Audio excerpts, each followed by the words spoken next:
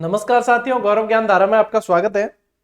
कल की क्लास किसी कारणवश नहीं आ पाई थी। देखो, कई सारे कारण होते हैं। अब कहीं ना कहीं ये कारण होते हैं, उनमें मैं प्रयास आप लोगों के लिए कर रहा होता हूँ। यदि क्लास नहीं भी है तो भी मानकर चलना, बहुत सारे प्रयास है, क्या बताएं आप लोगों को।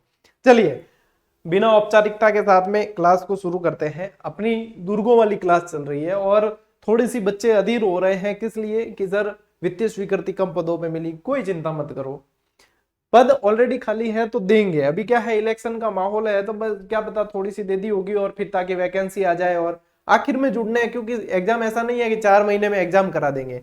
एग्जाम होने में 8 से 10 महीने, साल भर लगेगा। तो पद निश्चित रूप से जुड़ेंगे ही जुड़ेंगे। आपको तो अपना लक्ष्य टारगेट करके मेहनत करनी है, ठीक है, और नियमित क्लासें लगानी है। मैं आपको न सिर्फ ये बल्कि और भी सब्जेक्ट करवा दूंगा। अब जैसे अपन अपन को पता है कि लगभग अपने पास में 8 से 10 महीने का टारगेट है, तो बेहतर तैयारी होनी चाहिए। फिर देखो, सेकंड ग्रेड की क्लासें भी कितनी 200-250 क्लासें दी थी, तो उसके अंदर भी साल भर का समय लगा था। और अब देखो, सिलेक्शन आप गिन नहीं पाओगे, इतने सारे सिलेक्शन धड़ाधड़ हो रहे हैं। तो आप लोगों को भी उस सूची में आना है, इसलिए पढ़ना है, ठीक है। तो किसी भटकाव बहकावे उसमें किसी में आने की जरूरत नहीं है। अपने लक्ष्य को साधो, अपने लक्ष्य को देखो और उस पर लगे रहो। चलिए, अपनी दुर्ग वाली क्लास चल रही थी। आज आगे के अपन इसमें इस क्लास में 3 दुर्ग पढ़ेंगे मुख्य तौर पे, जो महत्वपूर्ण है। एक रणथंभौर दुर्ग, एक कुंभलगढ़ दुर्ग और एक बैसरोडगढ़, ठीक है। इसमें 3 दुर्ग अपन पढ़ने वाले हैं, जिसमें सबसे पहला अपन पढ़ रहे हैं रणथंभौर। सबसे पहला ही प्रश्न बनता है कि रणथंभौर दुर्ग कहाँ है। तो सबसे पहला प्रश्न, रणथंभौर दुर्ग कहाँ है? सवाई माधोपुर। अब जिले बदलने से मैं, अब जितने भी क्लासें हैं वो नए जिले बदले हैं, उनके आधार पे चलूंगा और आपको रिमाइंड करवाता रहूंगा कि पुराने में ये था, नए में ये है। आप बड़े अच्छे से सामंजस्य बिठा लोगे इसके साथ में, इसके बाद, ठीक है। तो जिले बदलने से ऐसा है कि सवाई माधोपुर से 5 तहसीलें गंगापुर सिटी में जोड़ी गई है, लेकिन रणथंभौर दुर्ग as it is Sawai Madhopur के अंदर ही आप लोगों को पढ़ना है, ठीक है। वो गंगापुर सिटी में नहीं जाएगा। रही बात क्लियर है एकदम? यानी कि जिले बदलने का कोई प्रभाव इस पे नहीं पड़ने वाला है। तो इस बात को दिमाग से निकाल के इसको पढ़ना है। अब प्रश्न कैसे बनते हैं और कैसे अपन को याद रखना है, क्या डिटेल समझनी है, ये सारी चीजें, ठीक है। चलिए आओ, सबसे पहले तो बताएं कि इसका निर्माण किसने किया? चौहान रणथान देव ने। देखो यहाँ पे, अब ये निर्माण तो पहले हो गया, ठीक है, लेकिन यहाँ पे चौहान वंश की, सवाई माधोपुर के अंदर यदि आप रणथंभौर के चौहान पढ़ो तो चौहान वंश की जो नींव रखी वो पृथ्वीराज चौहान तृतीय के पुत्र गोविंद राज ने रखी थी, तराइन के द्वितीय युद्ध के बाद, ठीक है। किसने? गोविंद राज ने रखी थी, ठीक है, यहाँ के चौहानों की। अब यहाँ पे निर्माण जो करवाया है वो चौहान रणथान देव। अब इसमें भी वही चीज है कि अलग अलग स्रोत और अलग अलग लेखकों के अनुसार कोई रणथान देव बताता है, कोई रंत देव बताता है, कोई राजदेव बताता है, ऐसे अलग अलग चलते हैं। आप लोगों को जो निचोड़ है, वो निष्कर्ष वो निकाल के लाया हूं मैं। आप लोगों को ध्यान रखना है, चौहान रणथान देव ने निर्माण करवाया, ठीक है। अब देखो यहाँ पे 2 पहाड़ियां, एक तो रण और एक थंब। ये पहाड़ियां कैसे हैं? जैसे ये मान लीजिए आप, इस तरीके से पहाड़ियां हैं, ठीक है, इस तरीके से यहाँ पे पहाड़ियां हैं और ऊपर बना हुआ है इस तरीके से यहाँ पे दुर्ग बना हुआ है, ठीक है। इसके अपन थोड़ा सा बना लेते हैं ताकि आप लोगों के ध्यान में रहे।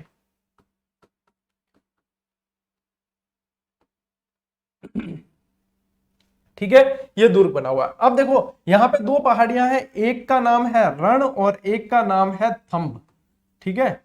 एक का नाम तो है रण और एक का नाम है थंब, इस तरीके से। यानी कि रण जो पहाड़ी है वो नीचे वाली है और उसके ऊपर पहाड़ी है थंब और उसके ऊपर है किला, इसलिए इसका नाम रण स्तंभपुर ऐसे था, ठीक है।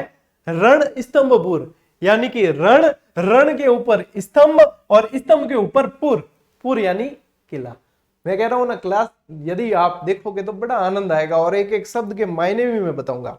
भैया मैं किताब शॉर्ट में 1 लाइनर लिखता हूं ताकि आप कंक्लूजन एकदम पढ़ो और बेहतर रिवीजन करो, और क्लास के माध्यम से अपन चलते हैं बिल्कुल डिटेल में कि एक एक चीज आप लोगों को समझने क्या है। याद उससे रख लेते हो आप और यहां से समझ लेते हो, कंसेप्ट क्लियर, ठीक है, ताकि शब्द देखते ही आपके दिमाग में वो चीज क्लियर हो जाती है। रण स्तंभ, तो इसका वैसे नाम क्या हो गया था? रण स्तंभ, ठीक है। रण स्तंभपुर नाम था इसका वैसे, रण स्तंभ। और अपने को बताया गया, अपा देखो राजस्थान यार यूं है कि जुबान वड़े कौन, यानी कि जुबान बहुत कम मतलब बड़ा कौन रो, मतलब ध्यान हिंदी में बताओगे, मतलब जुबान मुड़ती कम है बोलने में, ठीक है, कौन तकलीफ देके इतनी, तो रणथंभोर कर दिया धीरे धीरे। रणस्थंभपुर कितना हार्ड पड़ता है बोलने में ना, तो हो गया रणथंभोर, रणथंभोर, इस तरीके से नाम रणथंभोर पड़ गया। और यह दुर्ग यहाँ सवाई माधोपुर में। मिटा दूं इस चीज को, ठीक है। आप बीच बीच में आपको जरूरत महसूस हो तो आप स्क्रीनशॉट ले सकते हो, आप खुद के हैंड नोट्स बनाते हो तो उसमें आप बना सकते हो, आपकी और कलाकारी कर सकते हो, ठीक है। बाकी मैं यहाँ पे जो चीज आप लोगों को समझनी है व्यवस्थित वो मैं समझा दूंगा। तो रण और थंब नामक दो पहाड़ियों पे ये गिरि दुर्ग भी है और वन दुर्ग भी है। यानी कि देखो ऊंचाई तो आप लोगों को दिख ही रही है, और क्या कहते हैं कि वन दुर्ग भी है, यानी आसपास घना जंगल भी है इसके, ठीक है।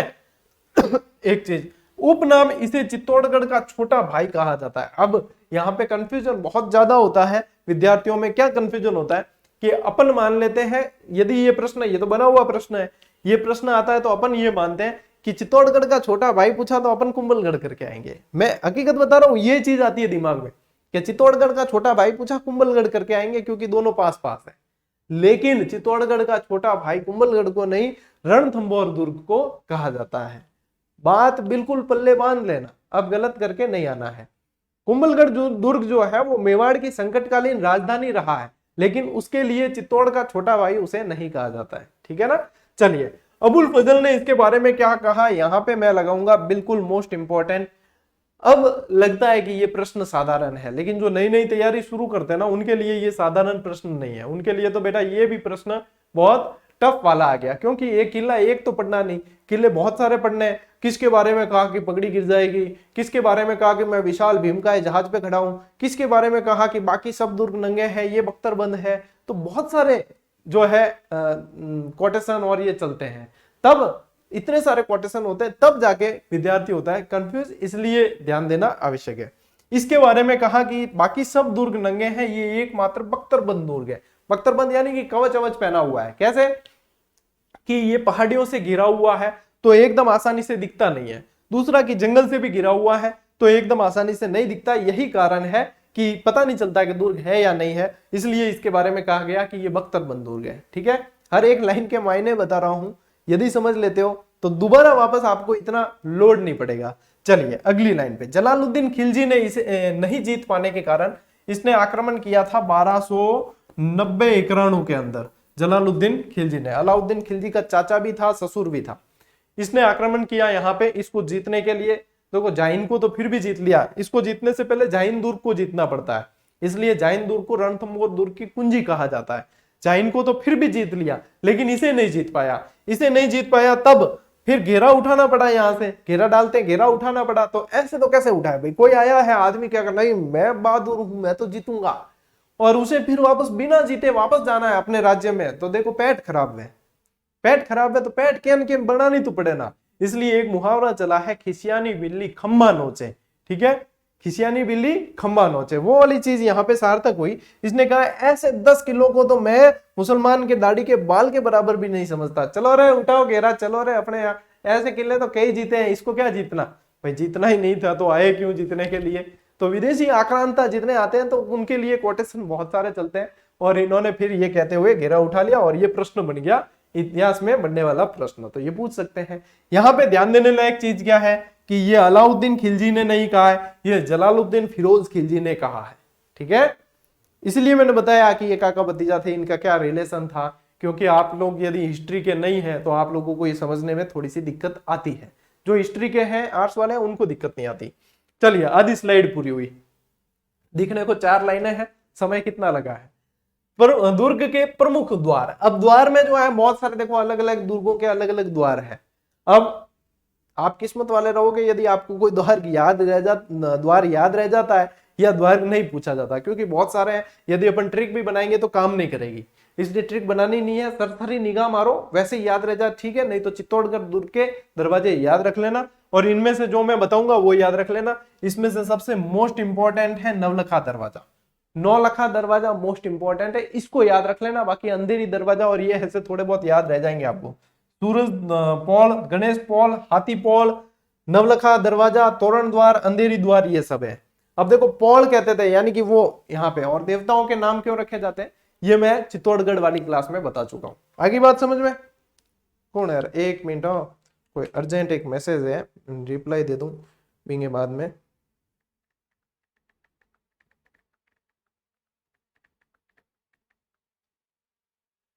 रिप्लाई कौन देवा नहीं तो कई चीजें हम यूं है हूं, दो लबड़ हो जाया करे।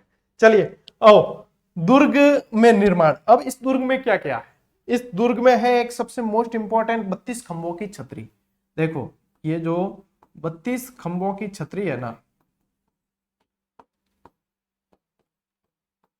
पेन चेंज करोगे, 32 खंभों की छतरी है, इसे न्याय की छतरी भी कहते हैं। क्या कहते हैं? न्याय की छतरी। ये याद रखना है ना, तो ये यूं याद रखना कि बेटे के नहीं, बेटे के पापा की है। यानी कि ये जो छतरी है वो है हम्मीर के पिता की, हम्मीर के पिता, जैत्र सिंह कह सकते हो, जैता भी कह सकते हो, अलग अलग नाम चलते हैं, ठीक है ना। जैत्र सिंह की है ये। और इसे न्याय की छतरी क्यों कहते हैं? क्योंकि यहां पे बैठकर जो है हम्मीर न्याय किया करता था, इसलिए न्याय की छतरी कहते हैं। इसके बारे में कहा जाता है कि इसके पिता के शासन काल की अवधि के रूप में जो ये जो 32 खंभों की कहते हैं ना, खंभों की संख्या उसके आधार पर रखी गई है। तो ये 32 खंभों की छतरी याद रखना, ठीक है। जैत्र सिंह की।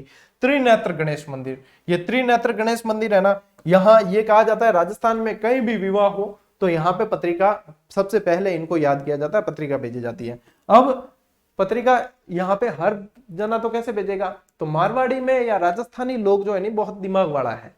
ए मतलब मिनकन तो क्या पटावे, ए बाबजी ने भी पटा सके, ठीक है।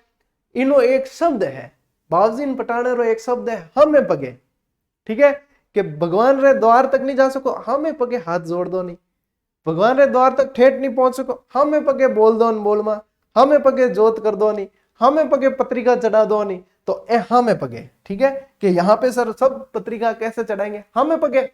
भाई अपार टेक्निक इजाद करी ओडी ने, भाई इसरो ने चंद्रयान भेजा, वहां पहुंचा दिया। मारवाड़ी भी तो की टेक्निक का इजाद करी है ना, वहां चंद्रयान पहुंचाया। अपन चंद्रमा का मतलब अपार मतलब चंद्रमा के चढ़ानो है ना, हमें पगे चढ़ा सका अपार, सीधा डायरेक्ट संपर्क है।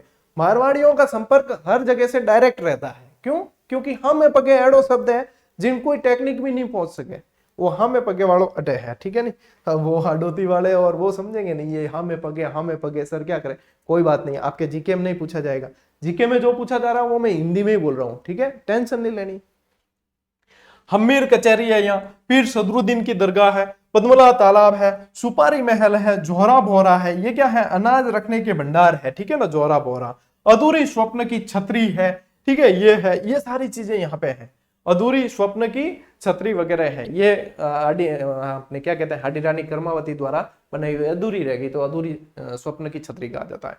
इसमें साका भी हुआ था, बताओ कब हुआ? साका हुआ था 1301 के अंदर, साका भी हुआ था। अलाउद्दीन खिलजी का आक्रमण हुआ था। जौहर किसने किया था? रंग देवी ने किया था। किसने किया था? रंग देवी और इनकी बेटी देवल दे, ठीक है ना। रंग देवी ने क्या किया? जौहर। और शासक कौन था? हम्मीर देव। अब ये अपने रणमल, रतिपाल, ये सारे मैं करा चुका हूं कि इन्होंने किसने गद्दारी की। वो एक उनकी अलाउद्दीन खिलजी की जो प्रेमिका थी, उसको चिमना मराठन उसको लेकर भागा था, मोहम्मद शाह उसको शरण दी थी। फिर हमीर के बारे में कहा जाता है, सिंह सतपुरुष वचन कदी फलत एक बार, तिरिया तिल हमीर चढ़े न दूसरी बार। ये सारी चीजें मैं आप लोगों को चौहान पढ़ा चुका हूं, उसके अंदर करवा चुका हूं, इसलिए इसमें मैंने जोड़ा नहीं है, ठीक है, क्योंकि जो चीज अपनी रेगुलर क्लासेस जैसे चल रही है उसमें करवा चुका हूं। चलिए अब ले लीजिए स्क्रीनशॉट, बढ़ते हैं अगली दूर की तरफ। ले लिया? आओ आगे। यह है कुंभलगढ़। राजस्थान के ऐसे कई दुर्ग हैं जिनका निर्माण मौर्य शासकों ने करवाया, जैसे कि चित्तौड़गढ़ दुर्ग के बारे में पढ़ते हैं अपन, मान मोरी। अब मान मोरी कौन था? मौर्य, ठीक है। इस दुर्ग का निर्माण भी मौर्य ने करवाया है, मौर्य संप्रति ने करवाया है, अशोक का पुत्र, ठीक है। तो सबसे पहली चीज तो देखो ये है कहाँ? ये राजसमंद में है, तो जिले बदलने का इस पर प्रभाव नहीं है, ठीक है, राजसमंद में ही रहेगा।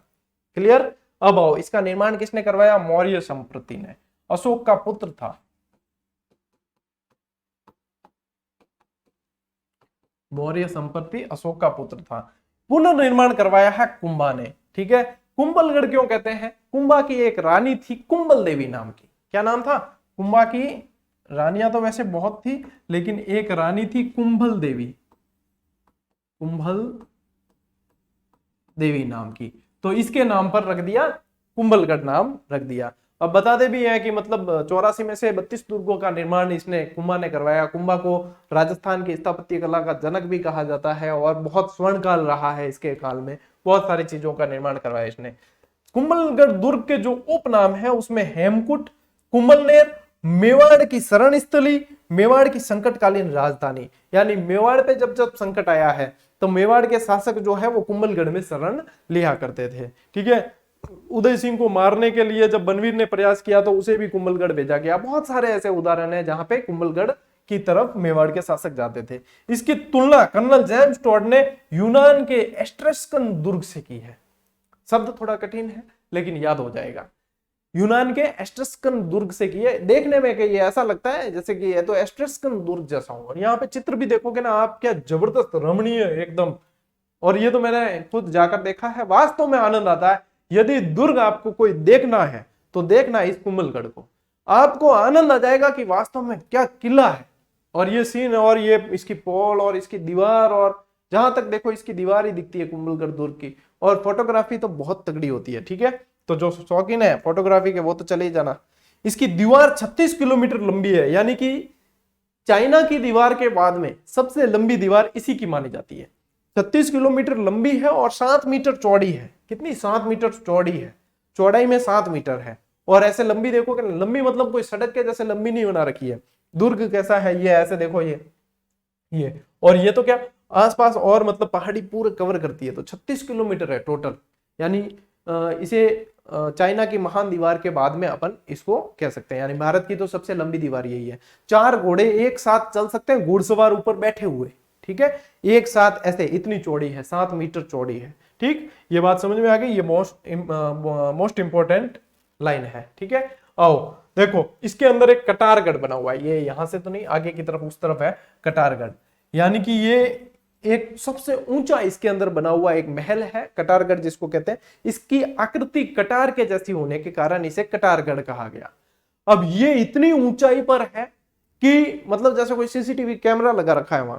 ठीक है ना, इस चीज को ऐसे समझना कि इसीलिए इसको कहा जाता है मेवाड़ की आंख, कि ये यहां से सब चीज देख सकता है, ये इतना ऊंचाई पर है, तो इसलिए इसे कहा जाता है मेवाड़ की आंख। ऐसा लगता है वहां सीसीटीवी कैमरा लगा हुआ है, सब देख सकता है ये, तो मेवाड़ की आंख कहा जाता है। किसके बारे में बात हो रही है? कटारगढ़ के बारे में। कटारगढ़ के अंदर ही एक महल बना हुआ है जिसका नाम है बादल महल। ठीक है, बादल महल नाम है। इस बादल महल के अंदर महाराणा प्रताप का जन्म हुआ था 9 मई 1540 को। ठीक है, महाराणा प्रताप का जन्म यहीं पे हुआ था इस बादल महल में। कुंभा की हत्या, कटारगढ़ इतना ऊंचाई पर है, कहते हैं कि इनके कुंभा के पुत्र उदा ने कुंभा को यहां से धक्का देकर इसकी हत्या कर दी थी। तो कुंभा की हत्या उदा ने की थी। उदा फिर यहां से चला गया था मांडू मालवा की तरफ, जहां पे बिजली गिरने से इसकी भी मृत्यु हो गई थी। तो ये माना जाता है वैसे मेवाड़ की ये कह सकते हो मेवाड़ का कलंक माना जाता है कि अपने पिता की हत्या करनी मेवाड़ का एक तरीके से कलंक था। मेवाड़ का दूसरा कलंक कहलाता है कृष्णा कुमारी विवाद में कृष्णा कुमारी की हत्या या आत्महत्या जो भी हुई वो। अबुल फजल ने इसके बारे में कहा कि ये इतनी बुलंदी पर है, मैंने कहा ना अभी ऊंचाई की बात हुई, कि ये इतनी बुलंदी पर है कि इसे नीचे से ऊपर देखने पर पगड़ी गिर जाए। अब मतलब कोई ऐसे देखेगा तो मतलब उसकी पगड़ी गिर ही जाएगी भाई। अब तो अपन तो क्या पहनते नहीं, अब टोपी पहनते तो टाइट कर दे एकदम, टोपी तो क्या पड़े पड़े कौन, पर टोपी पीरियड में दिखे कौन, तो टोपी खोलनी पड़े यूं भी। ठीक है, यानी कि इसकी ऊंचाई इतनी है, कोई नीचे खड़ा रहकर कटारगढ़ को देखेगा तो ऐसे देखेगा तो पीछे से पगड़ी गिर जाएगी। तो ये वास्तव में हकीकत देखी हुई चीज लिखी है अबुल फजल ने यहाँ पे। ठीक है ना, तो इसके नीचे से ऊपर देखने पर ऐसे कहा है कि ये किसके बारे में कहा है? कुंभलगढ़। आओ इसके निर्माण अंदर क्या क्या है जिसके बारे में पूछा जाता है। इसके अंदर एक पृथ्वीराज सिसोदिया की 12 खंबिया छतरी है जिसका वास्तुकार था दपन पाना। एक याद रखना नाम, देखो मैंने भी याद है, थे भी याद रख सको। दपन पाना वास्तुकार, 12 खंबिया छतरी थी, इसे उड़ना राजकुमार कहा जाता था। ठीक है ना, ये पेन दिखेगी नहीं आपको, दूसरी लेनी पड़ेगी। इसे कहा जाता था उड़ना राजकुमार कौन दिखेगा, दिख जाए, बोल रही हूं ना मैं, वही ध्यान रख लेना। क्या है कि पेन का फिर वो कलर उस हिसाब से लेना पड़ता है। चलिए, तो ये पृथ्वीराज सिसोदिया की छतरी इसके अंदर है। झाली रानी का मालिया है, मालिया यानी महल, ठीक है ना, कहते प्रश्न इसी से बनता है, मालिया। कुंभ स्वामी का मंदिर है। मामदेव कुंड है, मामादेव कुंड। विजय पॉल, राम पॉल, भैरव पॉल, नींबू पॉल, गणेश पॉल, आरेट पॉल, ये सारी बनी हुई है। पॉले तो खूब है, और पॉलों में ज्यादातर नाम होंगे देवताओं के, ठीक है ना। तो ये सारी चीजें आप लोगों को कुंभलगढ़ दुर्ग के अंदर बहुत अच्छी तरीके से याद रख लेनी है, ठीक है। चलिए लीजिए स्क्रीनशॉट, अपन बढ़ते हैं फिर आगे। आओ, भैंसरोडगढ़ दुर्ग। भैंसरोडगढ़ दुर्ग बनाने से पहले एक चीज बता देना चाहूंगा मैं कि चित्तौड़गढ़ दुर्ग में शायद मैंने गलती से चंबल और बामनी नदी लिखवा दिया है, तो चित्तौड़ में आप पहले जाकर संशोधन करोगे। हालांकि पता नहीं किस धुन में था, मुझे तो ये लगा कि मैंने गंभीरी और बेडच ही बताया है, लेकिन विद्यार्थियों ने कहा कि सर ये तो गंभीरी बेडच नहीं, ये तो आपने तो चंबल बामनी बता दिया। तब मैंने भी देखा, मैं कि अरे यार पता नहीं, मेरे दिमाग में ऐसे चल रहा है कि मैं गंभीरी बेडच ही बता रहा हूँ। तो चित्तौड़गढ़ में आपको क्या करना है, गंभीरी और बेडच इसके किनारे हैं, ठीक है ना, गंभीरी और बेडच। क्या करें, इंसान है वो भी मंद बुद्धि तो भूल जाता है। तो चित्तौड़ में तो गंभीरी बेडच करना है, और भैंसरोडगढ़ दुर्ग है वो जल दुर्ग है, और इसमें करना है चंबल और बामनी। ये चंबल और बामनी के किनारे, ठीक है। गलती के लिए क्षमा प्रार्थी हूं, देखो गलती किसी से भी हो क्षमा मांग लेनी चाहिए, तो मैं आप लोगों से क्षमा मांग लेता हूं, ठीक है, कि गलती के लिए क्षमा प्रार्थी हूं, लेकिन गलती सुधरवाना ये अपना परम कर्तव्य है, क्योंकि गलती को लेकर आगे नहीं बढ़ सकते, गलती हो जाती है उसको सुधारना बहुत जरूरी है। भैंसरोडगढ़ दुर्ग कहाँ है, लोकेशन नहीं बदली है इसकी भी, नए जिलों के अनुसार ये चित्तौड़गढ़ के अंदर ही है। निर्माण, ये राजस्थान का एकमात्र ऐसा दुर्ग है जिसका निर्माण व्यापारियों ने करवाया। बाकियों के कौन करवाते, बाकियों के तो राजा आदमी करवाते हैं, शासक करवाते हैं। ये एकमात्र दुर्ग ऐसा है जिसका निर्माण व्यापारियों ने करवाया है। भाई ये जब व्यापार करने आते थे तो डाकू लुटेरे वगैरह लूट लेते थे, तो इन्होंने नदी के पास में, देखो जल का स्रोत भी है इसके पास में, इस दुर्ग को बनवाया कि नदी क्रॉस करके अपन यहाँ पे रेस्ट कर लेंगे, फिर दिन में निकल जाएंगे। तो किसने करवाया है, भैंसासा और रोडाचारण ने, इसी से नाम बना, यहाँ से भैंस और यहाँ से रोड, ऐसे करके भैंसरोडगढ़ इसका नाम बना है, ठीक है। इसे राजस्थान का वेल्लोर कहा जाता है, यानी दक्षिण के वेल्लोर दुर्ग से इसकी तुलना की जाती है, इसे कहा जाता है राजस्थान का वेल्लोर, याद रखना, ठीक है। इसकी तुलना कर्नल जेम्स टॉड ने, इसकी तुलना नहीं, इसमें ऐसे लिखना, ये तुलना मत लिखना, इसके बारे में कर्नल जेम्स टॉड ने कहा, ये लाइन यहाँ पे, यहाँ कर्नल जेम्स टॉड ने इसके बारे में कहा, ये लिखना, इसकी तुलना मत करना, ये तुलना वाला पता नहीं ऐसे ही आ गया, यहाँ पे लिखना है आपको कि कर्नल जेम्स टॉड ने इसके बारे में कहा, यदि मुझे राजपुताना की कोई दुर्ग या जागीर पेशकश की जाए तो मैं भैंसरोडगढ़ दुर्ग को लेना चाहूंगा। ये आरबीएससी की 10th की किताब में दे रखा है, अपन ने इससे बढ़िया शानदार प्रश्न बनाकर भी आरबीएससी वाली पुस्तक में आपको उपलब्ध करवाया है। तो यदि मुझे राजपुताना की कोई जागीर दी जाए या इसकी पेशकश की जाए तो मैं भैंसरोडगढ़ दुर्ग को लूंगा। ये किसने कहा, ये कर्नल जेम्स टॉड ने कहा। इस तरीके से प्रश्न बनता है, ठीक है। चंबल और बामनी नदी के किनारे, जो मैं आप लोगों को क्लियर करवा ही चुका हूं, और ये चीज यूं है कि थोड़े से अट्रैक्टिव दिखता है इसलिए, बाकी फैक्ट ये कि ये है। और ये चित्र आप देख सकते हो कि ये भैंसरोडगढ़ दुर्ग है, चंबल और बामनी किनारे ही है, इसीलिए जल दुर्ग है। चित्तौड़गढ़ जल दुर्ग की श्रेणी में नहीं आता, उसके वहां पास में से गुजरती है नदी, लेकिन बिल्कुल जल दुर्ग नहीं है, ये बिल्कुल जल दुर्ग है। क्यों, क्योंकि देखो नदी यहां से गुजर रही है, ठीक है। आई बात समझ लियो, स्क्रीनशॉट लियो। चलिए ये क्लास यही पूरी हो गई। देखो क्लास यदि नहीं भी मैं दे पा रहा हूं, आपको चिंता नहीं करनी, वो मेरी हेडेक है कि क्लास देनी है। मैंने आपको सप्ताह में 4 क्लास का बोला हुआ है, जैसे कि ये देखो, यहाँ देखोगे ना आप, तो सप्ताह में सोमवार से गुरुवार 4 क्लास होती है, सोम मंगल बुध गुरु, इसको लेक्चरर की 4 क्लास का बोला हुआ है, लेकिन मैं कोशिश करूंगा कि सप्ताह की 5 भी दे दूं आपको। तो ये अपनी जिम्मेदारी, मेरी जिम्मेदारी है, मैं उसको एडजस्ट कर लेता हूं। कई बार परिस्थितियां ऐसी होती है, देखो आप लोग तो, आपको तो खुद को नौकरी चाहिए, फिर भी आप नियमितता नहीं रख पाते हो। कई बार सप्ताह की 4 में से आप 3 ही क्लास लेते हो, 2 ही लेते हो, लेकिन हम तो फिर भी देते हैं, ठीक है। आप भी नियमितता नहीं रख पाते हो, हम तो फिर भी जो है इतने समय से नियमितता रखे हुए हैं, तो कभी कभी हो जाता है। तो उसके लिए वैसे आप लोग समझते हो, सभी समझदार हो, तो वो टेलीग्राम से मैं बता भी देता हूं आपको कि ये चीज ये है, ऐसे है, तो चिंता नहीं करनी है। जो भी चीज है वो बढ़िया तरीके से आपके करवाएंगे, कोर्स वोर्स रिवीजन सब, कोई भी चिंता नहीं करनी, ठीक है। चलिए मिलते हैं अगली क्लास में, अगले वीडियो में, तब तक के लिए राम राम, जय हिंद।